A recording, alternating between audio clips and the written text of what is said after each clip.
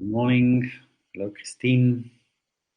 Good morning, Bill. Good morning, friends, everyone. Welcome back. I was a bit concerned today seeing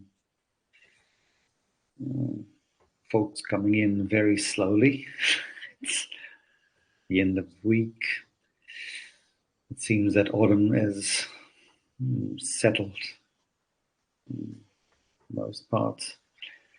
Anyway, however it is, welcome.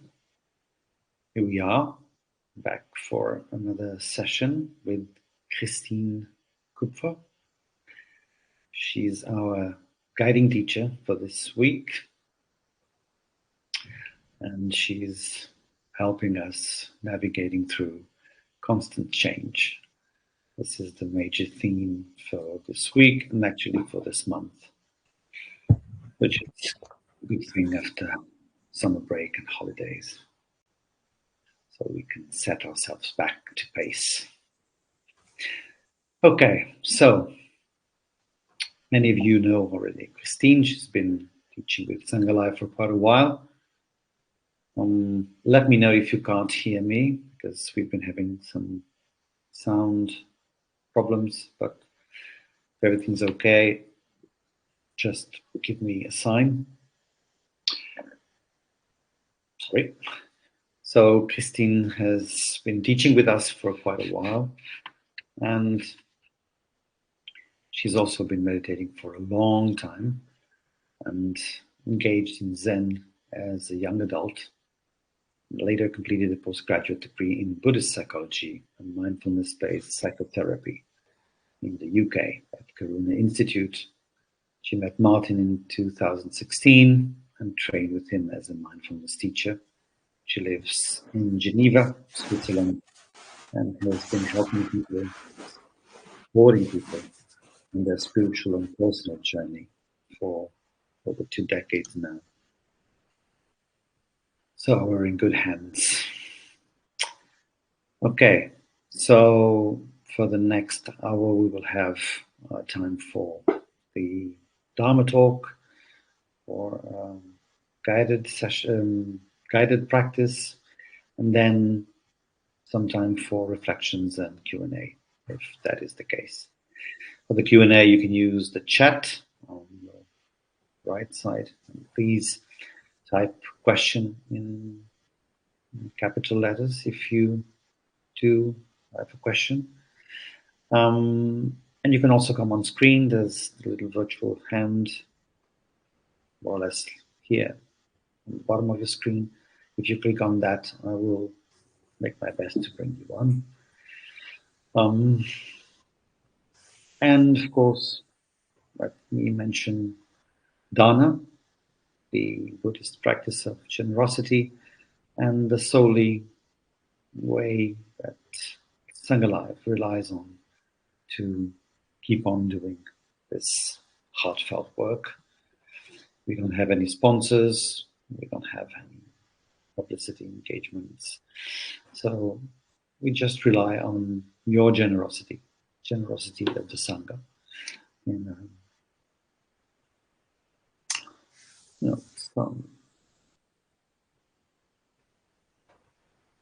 we don't face it as a way of paying for a service. It's more like a retribution of the goodwill we all put into being here and practicing together. So if you feel drawn to it, and you can of course afford to donate whatever it is, how much it is, it really doesn't matter. It matters that you do it with your heart and that you engage into this Sangha, this practice, this moment like this. If you can't donate, well, everything else is still the same. You're still here. You are committing with the practice, and that's a generous act on your part too. So I will post the link for the donations, and yeah, let's just dive into the theme and into the practice. Thank you all. Have a nice session. So, friends, welcome back. Thank you, George, for your presentation. I hope you hear me well. Maybe you could just tell me if the sound is good, because I had some issues with sound this morning. Yeah. So please just send a little thumbs up if you hear me well. I don't see any thumbs up, so I'm wondering. Yeah, sounds good, says George. Thank you, George. So our theme this week, navigating with constant change. So in different ways this week, we've been discussing the importance of clearly seeing what is happening when we are confronted with change. This clear seeing is called vipassana in Pali. Yesterday we explored Vedana, our reactions to change, Vedana in Pali. We highlighted the importance of clearly seeing our likes and dislikes and how we may get caught in greed and aversion when fear is here, and when a small sense of self governs our life and actions. So when we practice consistently mindfulness of our reactions, eventually the grip of fear, the grip of our small self softens. It starts to melt, to soften, to thaw, to dissolve. Something starts to open beyond our identification of who we think we are.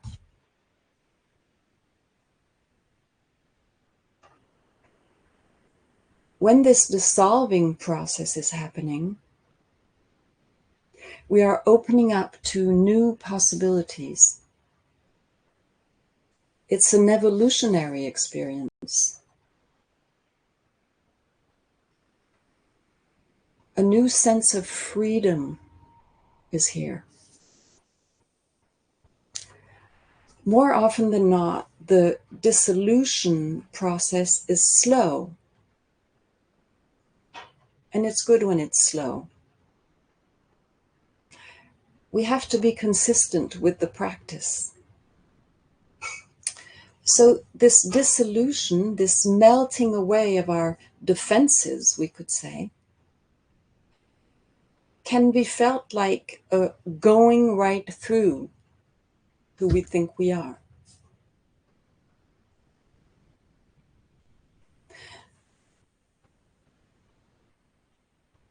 As if somehow our small self was emptying itself. This is related to what the Buddha called the third mark of existence, anatta. All phenomena is ultimately empty. Self is ultimately empty. Anatta is a concept that is difficult to understand. But we can experience anatta when this dissolving process, this melting process is happening. So as I said, most often this dissolution process is slow. But it can be at times peppered with breakthroughs, insights. especially if we were on a retreat and we have been meditating consistently for perhaps hours or days, we can have these sudden shifts. In Zen, we call this kensho, which is a Japanese word for breakthrough. Once, years ago, I was sitting on a sesshin. A sesshin is a meditation retreat in the Zen tradition. So after hours and days of sitting in the middle of my conditionings and mindfully seeing all the unglorious stuff and noting the unpleasantness of feeling quite miserable, suddenly, whoosh, a big shift occurred. As if I had gone through the eye of a needle, or through the looking glass like Alice in Wonderland. What I saw then was breathtaking. It woke me up. Everything was exactly the same, except that everything was new, fresh, sparkling, with crystal clear beauty. I had to laugh. So my story, me and my life, it felt like a big joke. I started laughing loudly and I couldn't stop. And I roared with laughter and finally left the zendo, the meditation hall. In Zen, the instructions are strict. You're not supposed to move nor to speak. I didn't care a bit.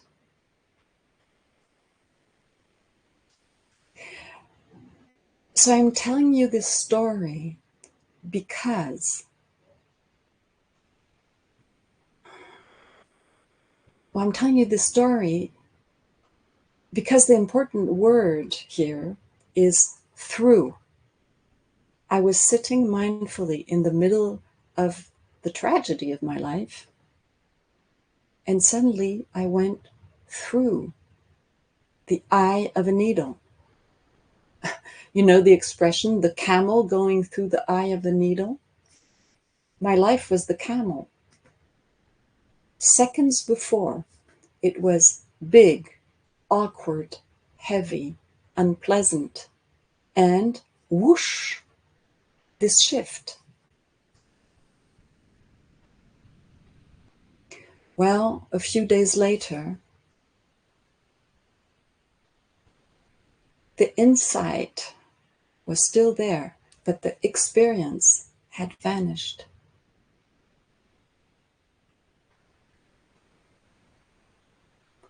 Experiences come and go, even the most blissful ones, but the insight remained. The way out is through. This is another formula that we can use as a mantra. I can't remember when I heard it the first time.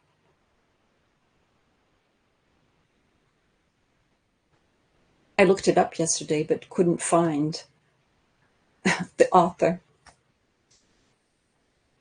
So the way out is through, meaning we have to sit in the middle of everything, the ups and downs, in the middle of our wounds, in the middle of our sufferings, with mindfulness.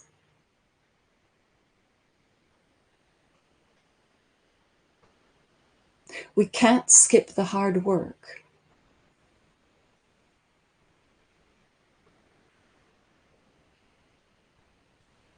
So can we really navigate the really big changes in our life in this way. You know, the changes that make us suffer as hell. So my answer is yes.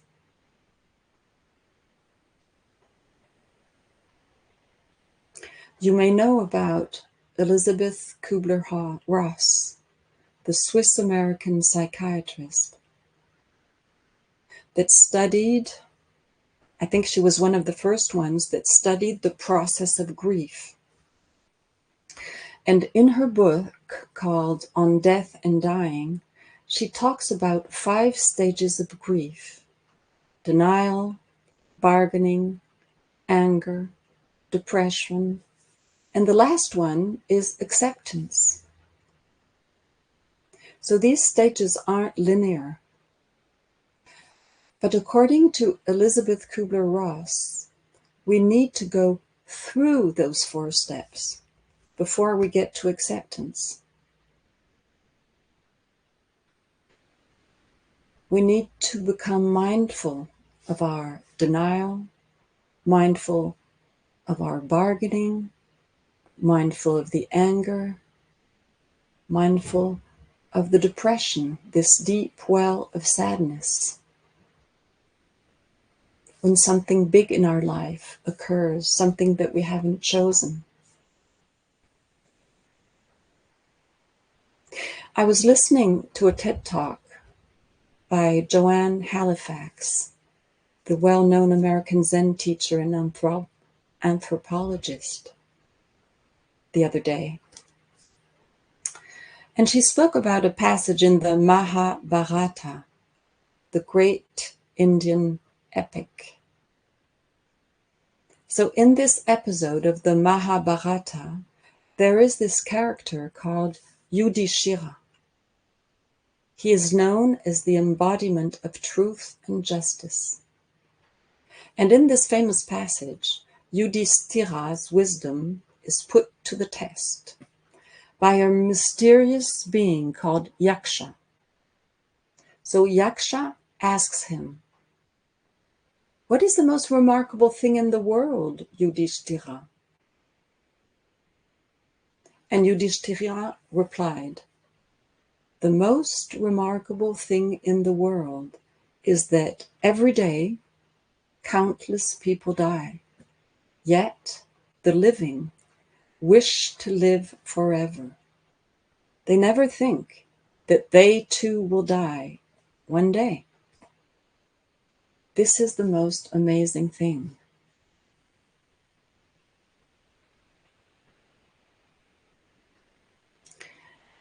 So to navigate the rough seasons of life, we really need to integrate the truth of death. There is nothing wrong with that, nothing personal, nothing wrong with our emotions of grief. But yes, they are unpleasant. We need to go through the whole process of grief. We grieve. We need to take the reality in. And this can hurt.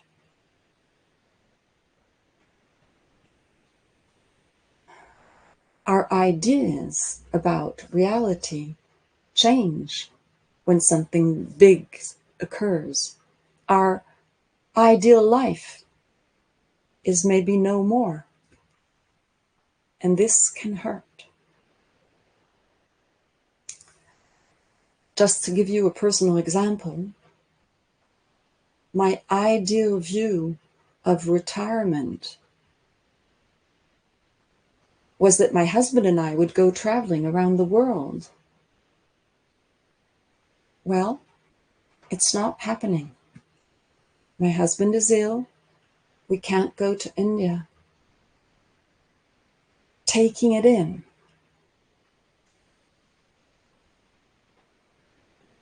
Letting go of what is gone.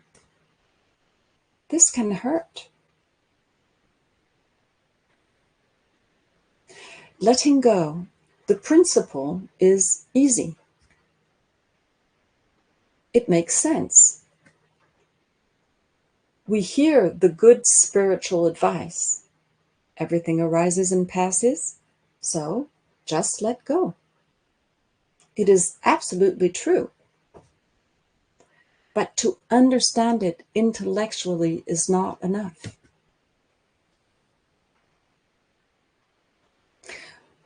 Once, a while ago, I had a teacher. His son died in a car accident. And I was sitting on a retreat with this teacher when the accident happened. The teacher went on with the retreat. He didn't show that he was upset. And he actually told us that his acceptance of death was immediate and complete. He was beyond grief, just like that. Well, friends, I was suspicious then, and I am suspicious now. To me, it sounds more like a good example of spiritual bypassing, or perhaps even spiritual ego. We can't let go before we let in.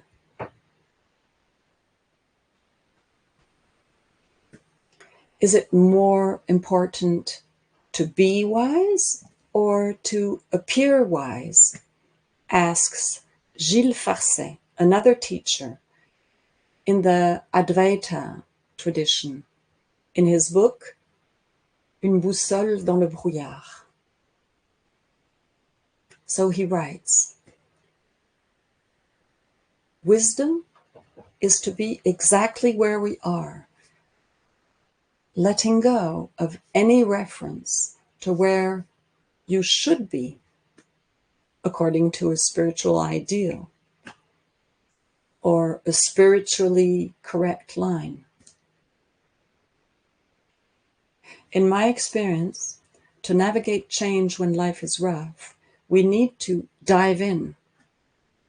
We need to dive into our experience of losing what we love, experiencing mindfully the sensations, the thoughts, and the feelings that arise in the process of loss. We need to embrace the truth of loss. We all wish to transcend grief, to do it quickly. Well, I don't think it works that way. We can't do this by bypassing the messy emotions that arise when we lose what we cherish the most.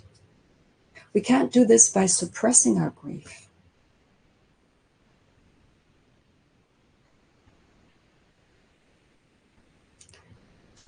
Frank Ostaseski says in his wonderful book called The 5 Invitations, there are no shortcuts around grief. The only way is right through the middle. It is a visceral experience, like being punched in the belly. It takes your breath away. Grief is completely unpredictable, uncontrollable. And he adds, we need to allow grief in and to trust it as a pathway to non-grief. We need to feel and move towards the suffering. The healing is found there. So one may ask, how do we find the courage? In French, the word courage has the same root as le cœur, the heart. We find the courage through love, through compassion, We turn to what hurts with compassion. Love is already here. It comes from our true nature. So if you were here on Monday, I told you that my favorite subject for these morning meditations, before I was giving this topic a few weeks ago, was to talk about love. Well, finally, through this topic, I can talk about love. I will talk about love. Through love, we learn how to hold what hurts. To hold our wounds with love is transformative and healing. Love is the great healer of our wounds. It operates miracles. All spiritual traditions talk about this.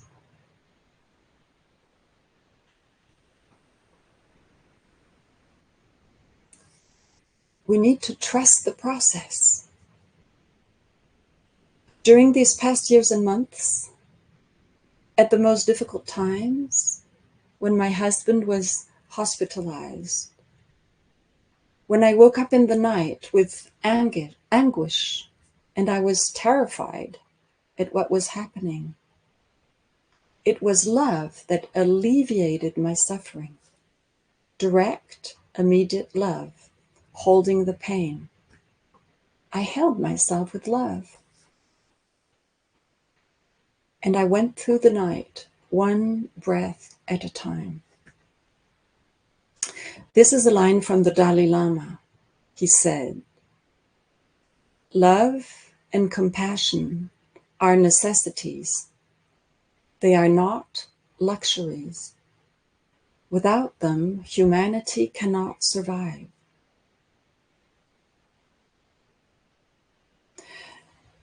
So in our meditation today, let's cultivate a loving, holding field, holding everything that arises with love is a necessity to be able to take everything in.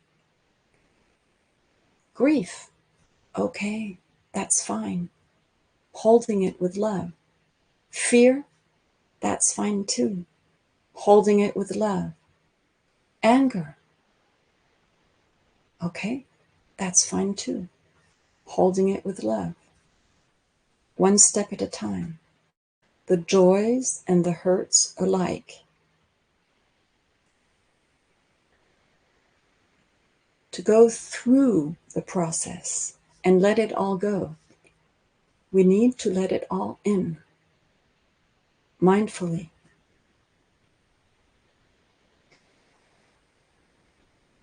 So let's meditate.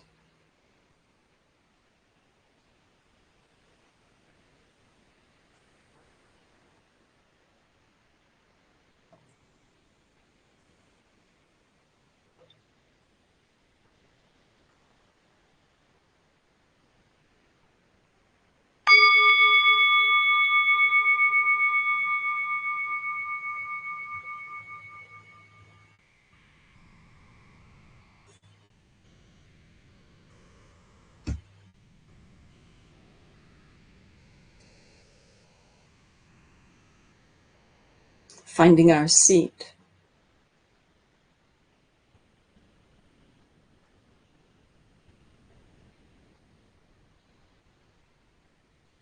Touching the ground.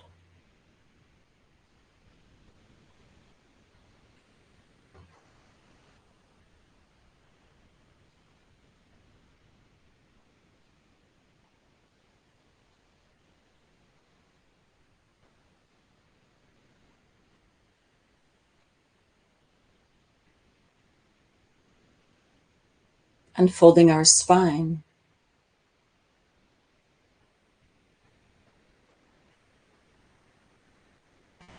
So that it is upright.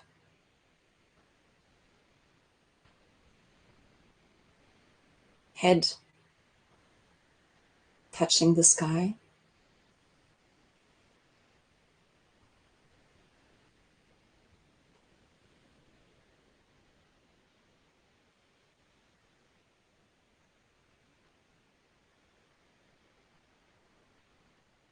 arriving in our body, right here, settling in our body. If it helps to settle, you may wish to take 3 deep breaths. Inhaling by the nose, exhaling by the mouth.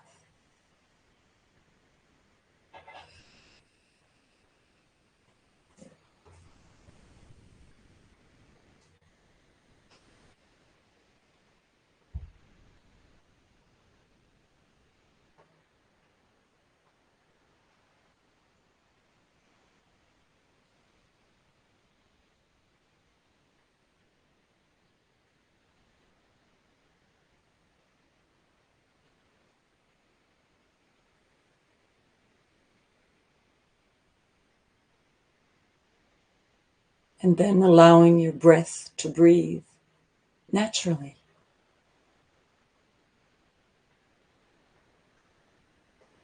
And letting the container of our body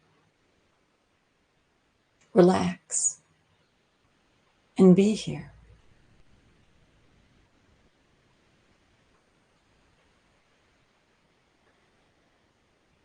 Relaxing the skin of our face. Relaxing our eyes, our cheeks, our jaws, our lips.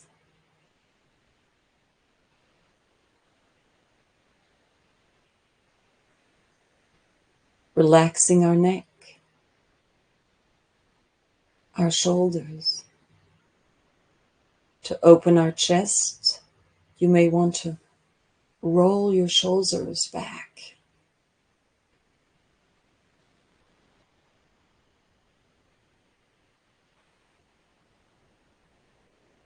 Relaxing our back.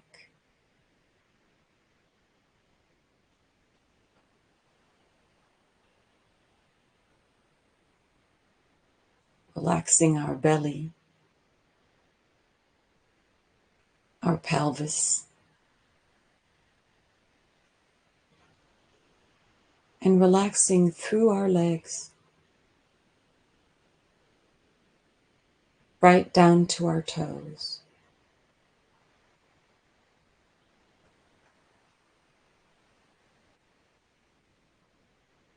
Fully arriving in our body, the container of our body, right here in this moment.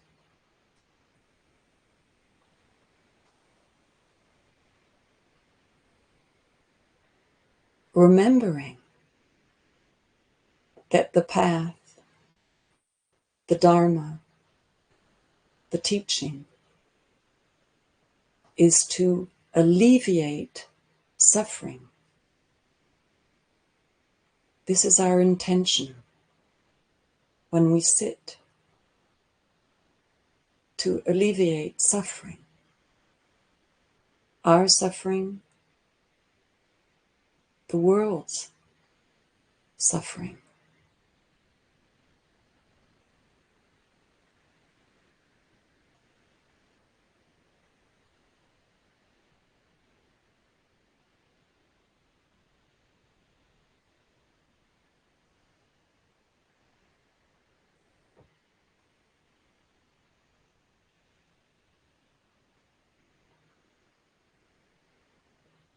Letting our body reflect this intention.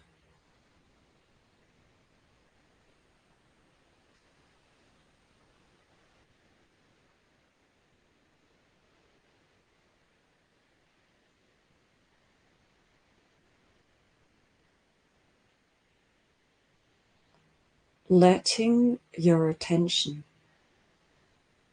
rest on an anchor in your body.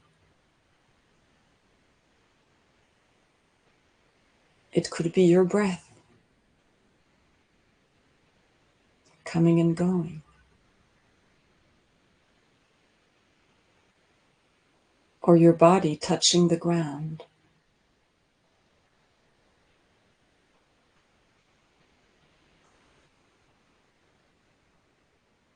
It's useful to have an anchor. It could also be your hands touching your lap or touching each other, depending on how your hands are positioned for this meditation.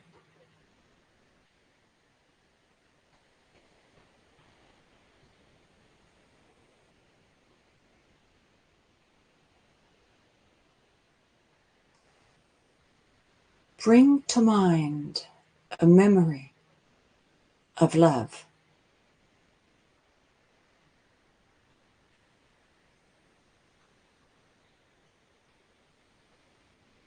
Without thinking too much, we don't want to drift away with too many thoughts. A memory of love. Let it arrive. Perhaps it was your first love. Perhaps it was your grandmother loving you with her grandmother love. Or perhaps it was when you were holding a newborn baby.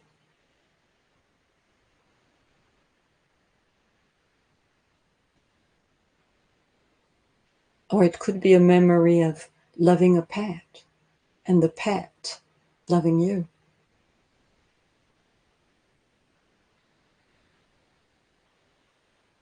So the important thing here is that you can acknowledge that you are in the presence of love.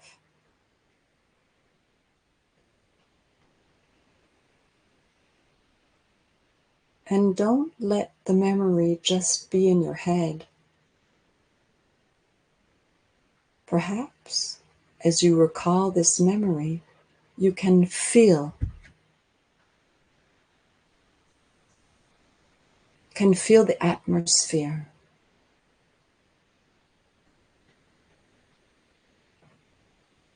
In your body. You can feel the presence of love, the openness, the warmth.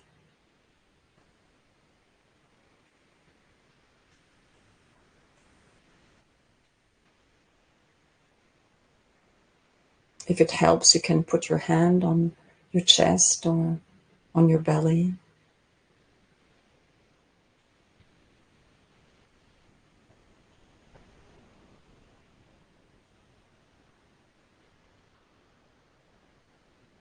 So let yourself rest in this environment of openness, this loving, holding field.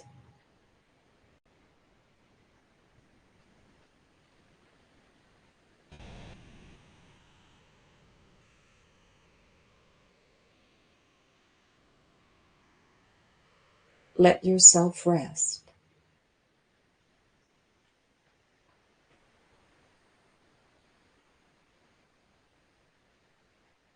In this holding, loving environment where everything can arise with no judgment.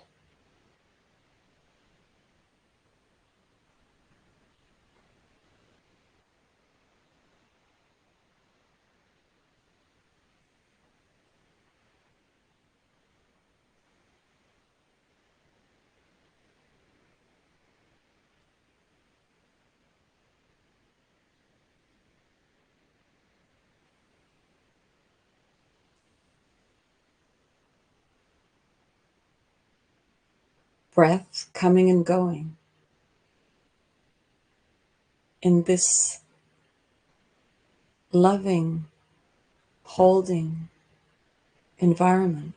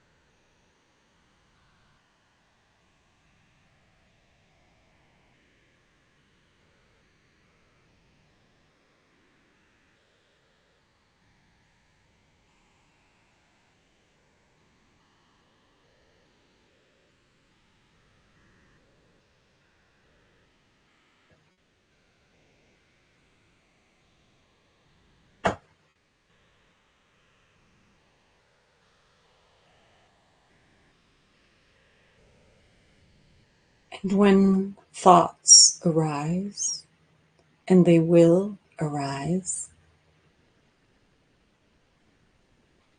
simply allowing them to arise and pass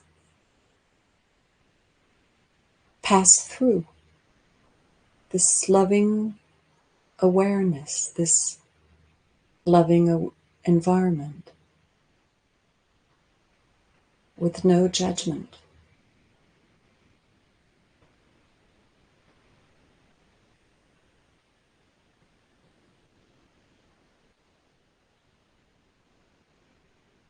Holding on to nothing,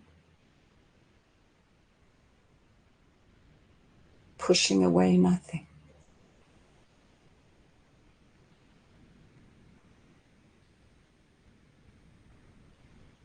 Holding everything with love as it streams through.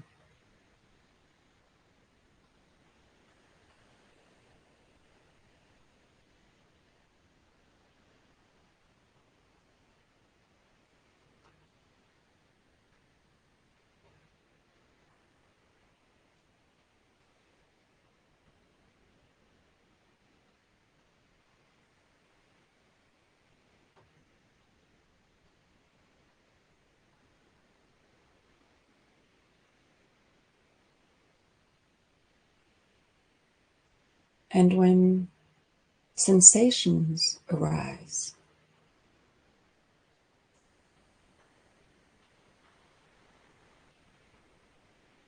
allow them to arise.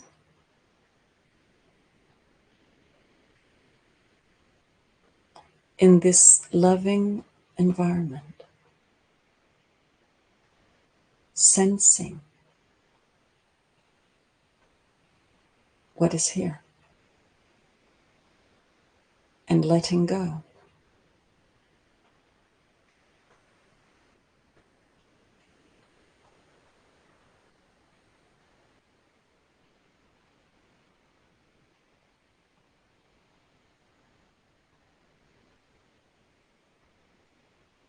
If the sensation is unpleasant, don't push it away.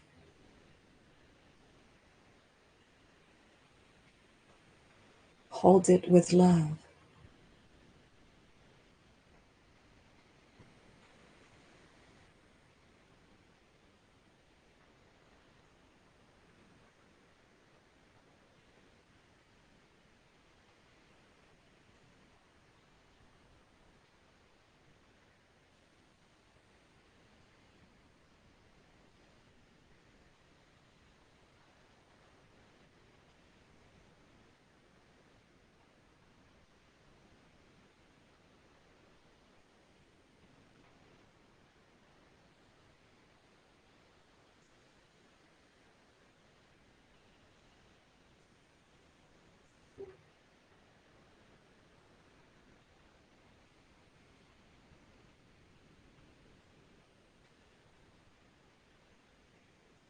If emotions, perhaps difficult emotions,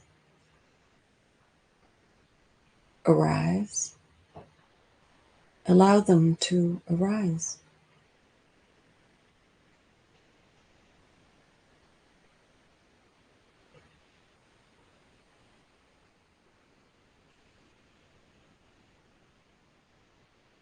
Feeling into them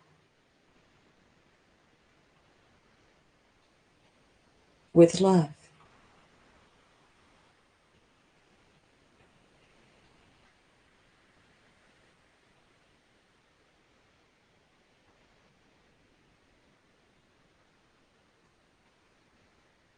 Touching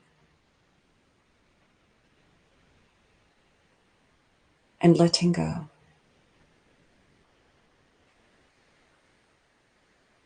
We can do this with our breath, with the in-breath,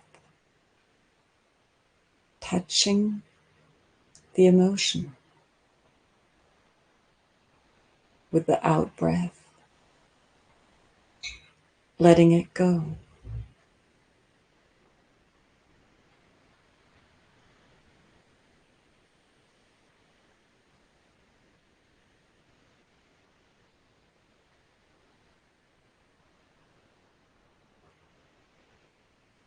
Loving it all.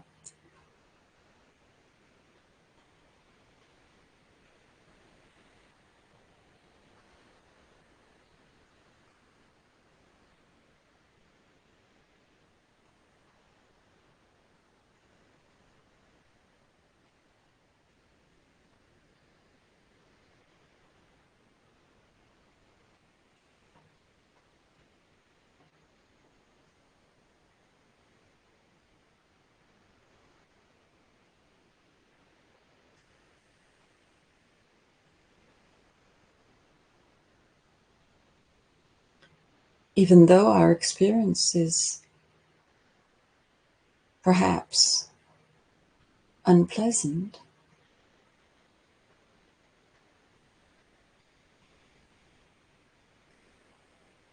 the holding environment is open and relaxed. We are deep into the body of love,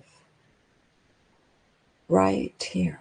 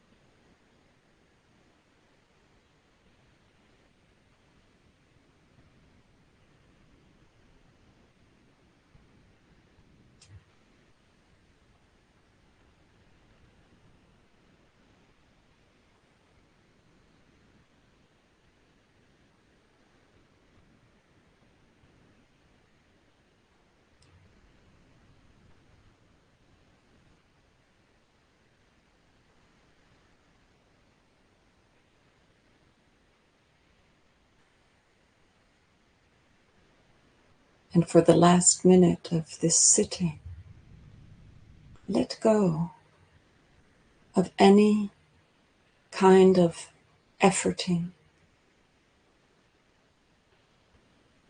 only resting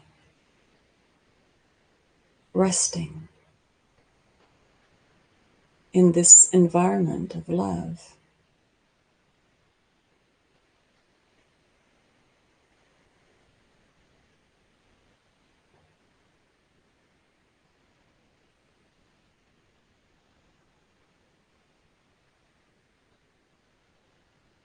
Noticing the warmth,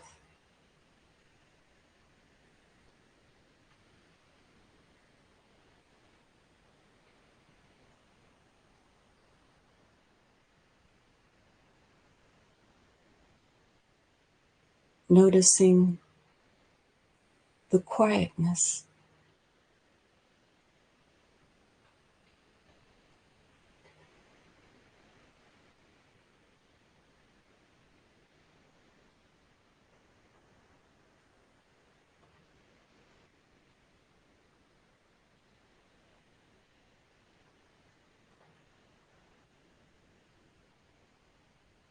noticing the peace.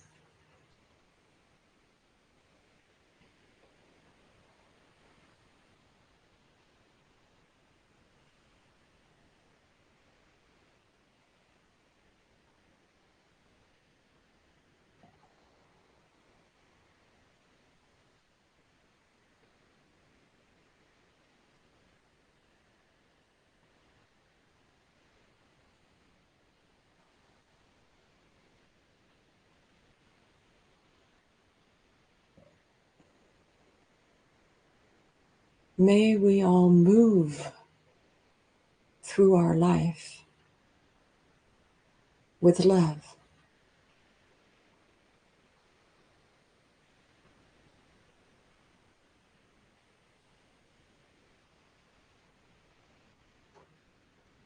May we all move through our day with this quality of love right here in the middle of it all.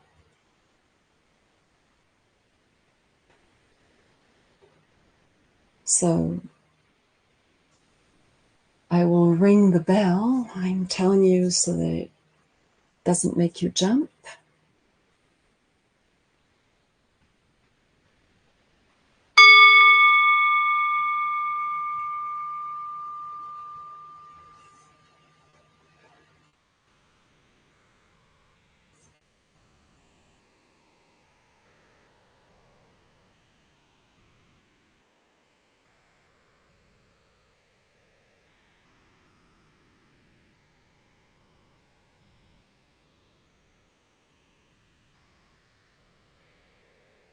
Yeah, so maybe you want to stretch a little bit, have a drop of water.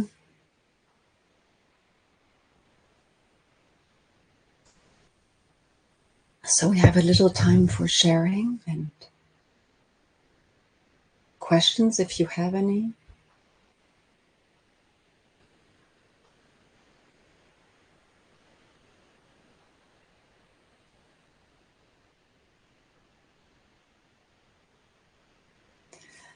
So Stuart wrote, I would be interested to know if you became attached to the experience you described. Often people report getting attached to strong meditation experiences and spending a period of time trying to recreate the experience. What are your thoughts? Yes, we can get attached to blissful experiences in meditation. One like the one I described and others. And so when it passes, we can be disappointed. Well, that's how life goes, you know, the ups and the downs. And so actually, I hesitated when I was thinking about recounting this experience to you because I don't want you to strive. I wouldn't want to, to talk about this and then that you strive for having an experience like this. That's not the point. The point is that we need to sit in the middle of what is happening. Liberation is always right here. It's not over there. So when we strive for blissful experience, even in meditation, we're not right here. We're over there. So yeah, we can get attached. And in the same way as we attach to other pleasant experiences in our daily life, well, then the work is to soften, dissolve,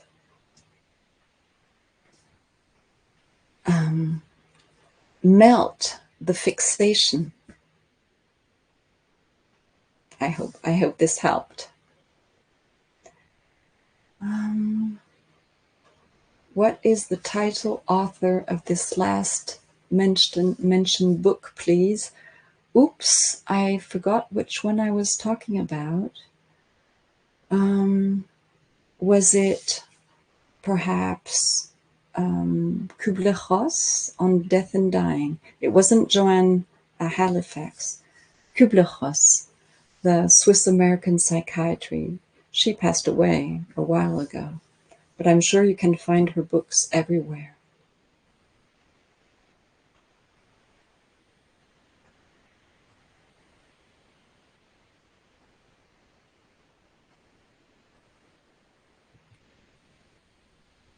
So, if you would like to share your experience, how did that go? Meditation, the container.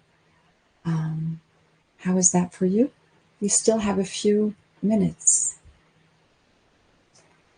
And about the quotes, I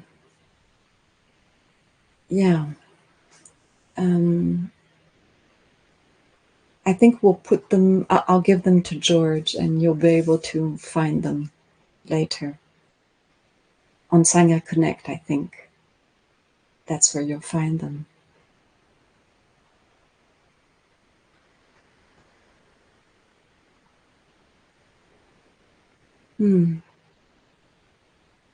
I read that Louise said that she was really moved by the meditation. Yeah.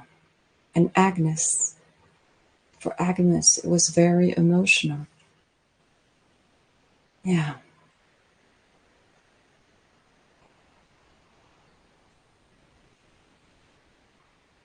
So when a strong emotion arises, we can really be mindful of holding ourselves with love.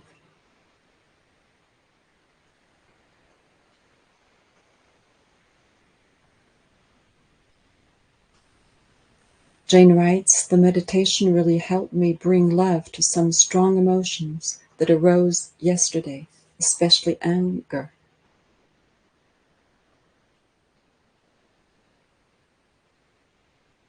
Yeah.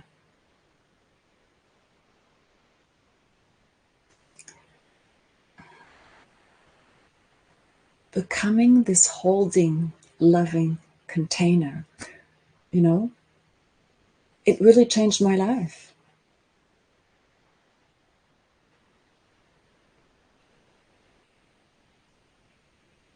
Catherine writes that her life is emotionally challenging right now, and thanks for the teaching. Yes, through love, the pain finds healing. Yeah, it does. So, friends,